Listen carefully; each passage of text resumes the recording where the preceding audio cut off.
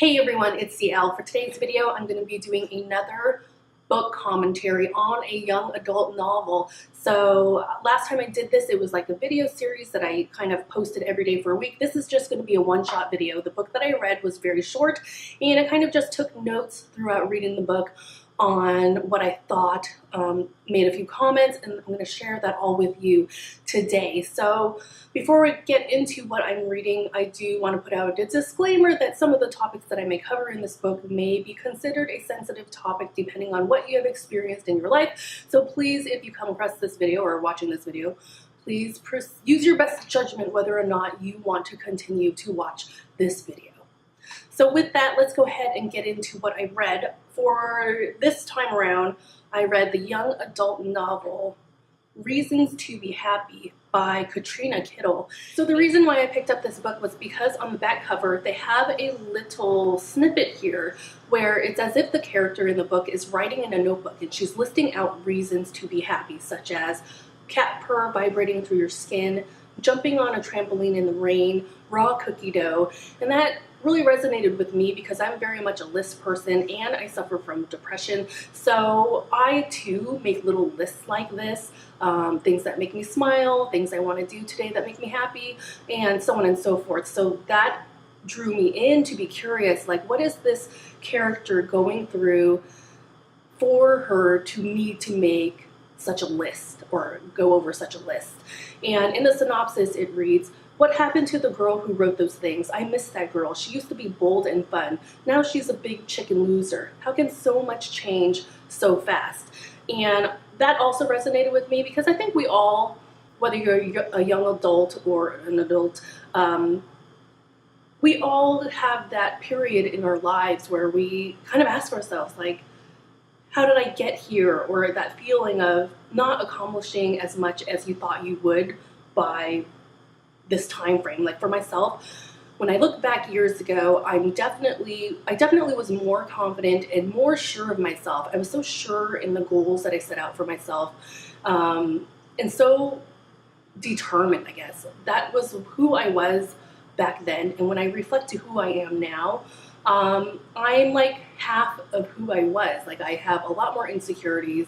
I definitely waver in my goals and I'm very skeptical now whether or not I'll achieve them. So when I read that, like, how can so much change so fast, and like how, what happened to that girl? That is something that kind of resonated with me. Like, yes, what happened to that girl? I think all of us can relate to that. One of the fears that I had going into the book is that the female character would fall into the trap that most YA novels fall into, that they have some sort of problem that they're trying to overcome, and then they bring in the male character and all of a sudden all those problems are resolved. So that was one of the fears that I had going into the book, but at the same time, if that happened, I wouldn't be surprised because that is typically what YA novels tend to be geared towards, that romance aspect, that there's going to be some knight in shining armor to come rescue you.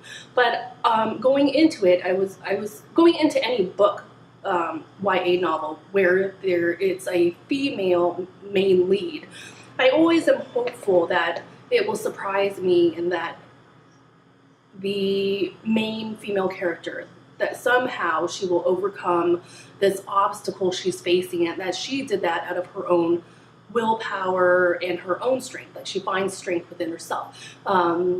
That's what I looked forward to, but going into it, I wasn't quite sure if it would deliver something like that. Now, going into the novel, immediately it felt like that movie Mean Girls with Lindsay Lohan, because essentially the character moves to like a new private school, and these girls generally like abduct her into their clique, and she has to abide by all these certain rules, how you should look, how you should act, who you should hang out with, and so on and so forth. So of course they introduce the hot guy of the book. Every YA novel has a hot guy or a love triangle or something to that extent, and the hot guy from this book is named Kevin. And immediately, of course, the way the author portrays it, he's a total dick. And I don't know, I think I've reached that point when I read novels that I kind of don't have high expectations when it comes to like male characters, especially if they're supposed to be introduced as some sort of potential love interest. So there's Kevin, the popular guy, and then right away they introduced the not so popular guy, which the way the author portrayed this character, I actually approved pretty fast, because he was like a smart guy. He played the piano. He was really great at playing the piano.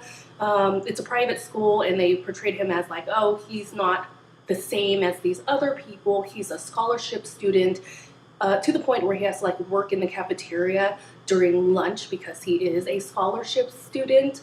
And I immediately approved of this character, which a little bit surprised me because I'm so, you know, I'm so put off with that sort of thing in these types of books. But I liked him. I like what the author did as far as introducing him, and I like that. Now, as far as like the main topic of this book, it kind of takes you off guard in the sense that when you look at the book cover, it's like very bright, reasons to be happy. The colors are very bright, and it looks sort of cheerful. But when you go into the book, you find out pretty immediately that the main character, Hannah, is going through some really hard struggles. And I kind of, even though it took me off guard a little bit, I was really pleased that the author was able to address this topic in her book, and I'll go into that more. So like I said, so Hannah, the main character of this book, she's abducted by this clique.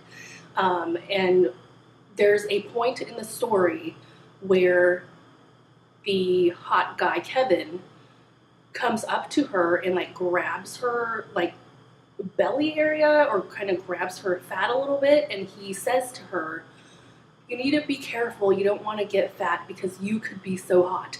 And that kind of tips Hannah into a spiral, because not only did this guy that she likes say that to her and kind of shatter her as far as her, creating such a big insecurity around her weight, in the book, her mom is also like dying of cancer. So this is what tips the main character into becoming bulimic.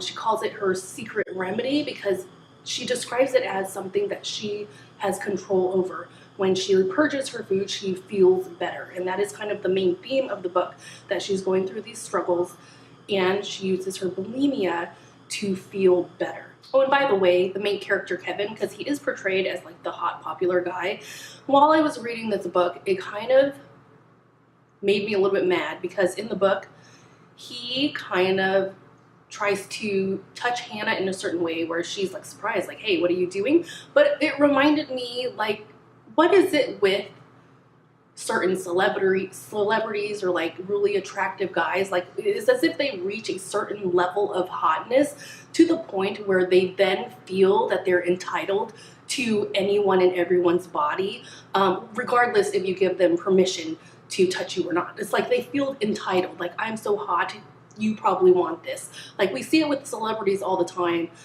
where we hear about this celebrity, like Bruce Willis, I'm just throwing out a name, but you hear stories like, oh, so-and-so came up to this person, and he, without like asking her name, he just like starts kissing her and saying like, oh, I'll meet you in my limo. Like, he feels so entitled that because of his status or his attractiveness, that he feels entitled that whoever he wants, they will want him back. And it's like, what happens? What happens in someone's mind to where they automatically feel entitled to someone else's body, you know?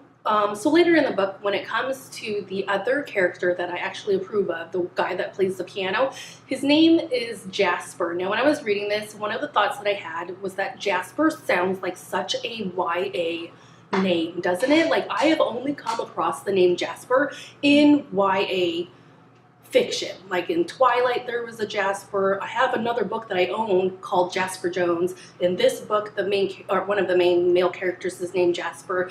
And it's as if like authors just recycle information amongst themselves, and which is funny because, like I said, I have a book called Jasper Jones. Later in the novel, I find out this character's name is also Jasper Jones. I'm like, why are we not so creative with these names here? And they're all like YA fiction names are so YA, like I don't know how to describe it. Like they have names like Jasper and Damien, like such a name that you would not come across in real life, especially when it comes to an adult male. I have never met an adult male named Jasper. I've never met anyone named Jasper in real life. But like YA names in general, like all the males that I've encountered in real life have very normal names. So I'm kind of curious if you have come across someone with a YA name, list it down below in the comments because I'm very curious. Like if I had to think of a YA name of someone I encountered in real life, I can't think of anything. Maybe like Ethan, but is that YA or is that kind of normal? I don't know.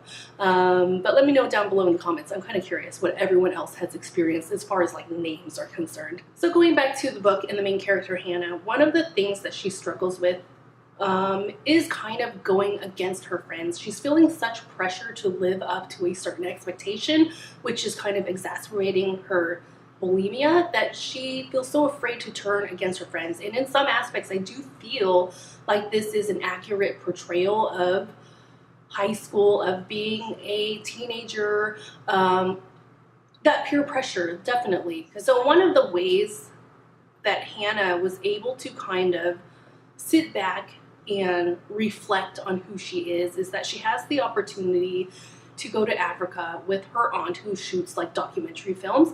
So she has this opportunity to get away, and while she's away, at first she still struggles with this problem of purging to feel better because she's anxious and still trying to live up to this expectation of how she should be, how she should act. But while she's in Africa, because they have such a different culture, like beauty is seen differently, the things people care about are just different, you know?